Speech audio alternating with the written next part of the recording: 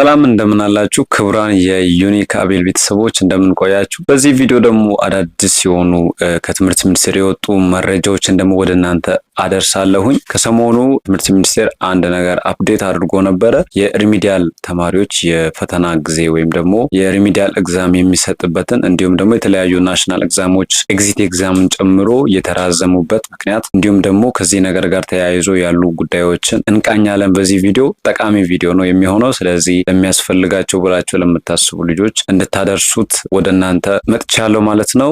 ላይክ በማድረግ ጀምሮ ይህንን ቪዲዮ ሰብስክራይብ ያላረጋችሁ ያልተቀላቀላችሁም ደግሞ ቤተሰብ እንድትሆኑን እየጋበዝኩኝ ቀጥታ ወደ ዛሬው ሐሳብ እንግባ። በዚህ ዓመት ወይም በ2018 ሪሚዲያል በተለያዩ ኮሌጆች እና ዩኒቨርሲቲዎች እየተከታተላችሁ ያላችሁ እንዲሁም የዘንድሮ ተመራቂ ተማሪዎች በዛ ላይም ደግሞ የዘንድሮ 12ኛ ገና የምትፈተኑ እየጠበቃችሁ ያላችሁ ልጆች በሙሉ ይጠቅማችኋል ይሄም ቪዲዮ እንዲሁም ይሄም ቻናል እንደዛ ከዛ ጋር በተያያዘ ላላችሁ ልጆች በጣም ጥሩ ነገሮች የተለቀቁበት ቪዲዮ ነው። ጀነራሊ አካዳሚክስ ኢንቫይሮንመንት ላይ ላለም ሰው ሳይንስ እና ቴክኖሎጂ ላይም እንሰራለን። ያንን ሁሉ ያጠቃለለ ቻናል ነው። ብዙ ልጆች ያሉበት ጥሩ ነገሮች የምታገኙበት ቻናል ነው። ሪሚዲያል ፈተና ትምህርት ሚኒስቴር አራዝመዋል። ይህም የሆነበት ምክንያት የተለያዩ ፋክተሮች አሉ። እኛ የቴሌግራም ኮሚኒቲ አለን። እዛ ኮሚኒቲ ላይ ብዙ ጥያቄዎችን እያየውኝ ነበረና ያንን የቴሌግራም ቻናላችንን እዛ ላይ ስንለቅ ስለነበረ በጊዜ ሁሉንም መረጃዎች ጆይን ያላረጋችሁ ጆይን አድርጉ። ዲስክሪፕሽን ላይ ሊንኩን አስቀምጥላችኋለሁ። ቴሌግራም ቻናል አለ እና እዛ ጋር ሲነሱ ከነበሩ ጥያቄዎች አይ ዘንድሮ ምርጫ ስለነበረ ነው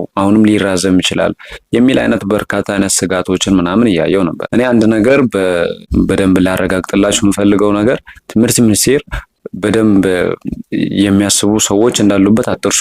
ስለ የስኬጁል መቀያየር የሚመጣው በጣም ከብዙ ጫና አንጻር ሊሆን ነው የሚችለው ሞስት ፕሮባብሊ። ምክንያቱም ዝም ብሎ ከመሬት ተነስቶ ፈተናው በዚህ ጊዜ ነው ምናምን አይባልም። ናሽናል ኤግዛሞች በጣም በብዙ ጥንቃቄ የሚዘጋጁ የፈተና አይነቶች ናቸው። ሪሚዲያልም ሆነ 12ኛ እንዲሁም ኤግዚት ኤግዛም ትልቅ ዝግጅትን ይፈልጋል። ትምህርት ሚኒስቴር በራሱ በኩል ያለውን ዝግጅት በተመለከተ ከተለያዩ ሀገራዊ ሁኔታዎች አንጻር ታይቶ ነው ቀኑ ፖስትፖን የሚደረገው ወይም ደግሞ ስኬጁሉ የሚቀየረው ማለት ነው። በዚህም መሰረት የእናንተ የዘንድሮ የሪሚዲያል ፈተና ስኬጁል የተቀየረው የሪሚዲያል ከግንቦት 27 እስከ ሰኔ 3 ድረስ ባለው እንደሚሰጥ ነው የተቀየረው ስኬጁል ማለት ነው። ሪሚዲያል ከግንቦት 27 ነው ፈተናችሁ የሚጀምረው። ከመጀመሪያው ስኬጁል ይሄኛው አዲስ ሆኖ ትክክለኛው ማለት ነው። የኤግዚት ኤግዛም ወይ የመውጫ ፈተና ደግሞ ከሰኔ 4 እስከ 12 ድረስ ነው። ከሰኔ 4 እስከ 12 የኤግዚት ኤግዛም እንደሚሰጥ ነው የተነገረው ማለት ነው። የ12ኛ ደግሞ ከሰኔ 23 እስከ ሐምሌ ውስጥ ድረስ ባለው ነው የሚሰጠው። የ12ኛ ክፍል የዘንድሮ ፈተና ወደፊት ነው ማለት ነው ያለው። እሱ